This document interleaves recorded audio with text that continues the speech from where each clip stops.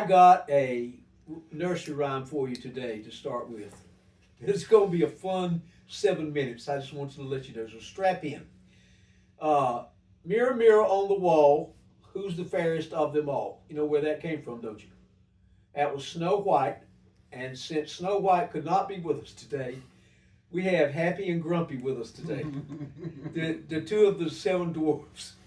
No, the reason that we're going to do this mirror, mirror on the wall is because our video today is going to be about appearance, about how can we make Fairmont the fairest of them all. And back in the day, I remember growing up in my house with my Aunt Ora and Aunt Ruth, who were religious about our yard. I knew not to go anywhere near an azalea. I knew not to tear up anything that was green. I knew that because I'd probably be disinherited if I did. This town was gorgeous and beautiful during the 1940s and 50s and 60s.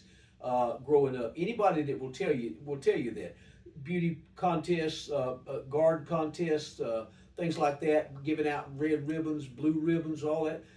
And somehow, Jerome, we got away from that. I don't know what happened. I don't know why, but we're not the pretty town that we used to be. Yes, sir. Weeds have grown up, grass is taken over, houses have fallen down. And I think what we need to do, at the very least, is to share with the audience what we need to do to get where we need to be to return to those glory days of the beauty of Fairmont. And I'm sure you've got some ideas. So why don't you jump in here and share? This is Grumpy, ladies and gentlemen. If you've never met, I work with him every day. And no, I'm just kidding. He's if it was any of the one of the dwarfs, he'd be Happy.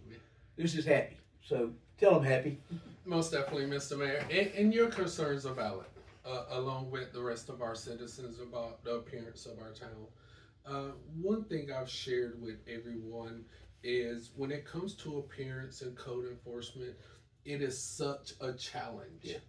But it's not anything that we cannot overcome.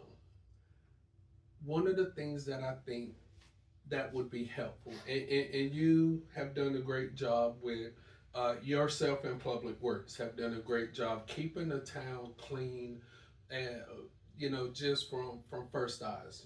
We take care of all the entrances that comes into town. You have litter pickups during the year. We have some inmate labor that helps us out with keeping the town clean, but there's a lot of real estate out there Oh yeah. for us to keep clean. Um, you're gonna always have pockets here or there of the town that doesn't look the way it should, but those are things that we're working on. And one of the things I wanted to leave with our citizens today with this conversation is that communication helps, right? With our town. Communication helps with your neighbors. Uh, Knowledge is power, right? So there's a lot of homes in our community that are owned by second and generation families that no longer live here. It's true. And what my first step is when someone makes a complaint about a particular property, I go online, I see what family owns that property, I send them a letter, I talk to them about the ordinance violations and that sort of thing. And we all know our mail system. They may or may not get that letter. Okay. The tax office do not carry or release phone numbers for people that own property. That's true. So that's a challenge in Down that. itself. But what I have done since I've been here is I have leaned heavily on those like yourself that have contacts with some of these family members that own property in this town, to get me help so we can work with them to get their properties cleaned up. I've always executed on the motto of you can get a whole lot done by extending the olive branch to someone first. If someone, if we threaten them with fines, they get the letter turned up, then we have to eat up attorney fees, you know. But I wanted to share something with you, Mr. Mayor, that you brought up to the listeners earlier.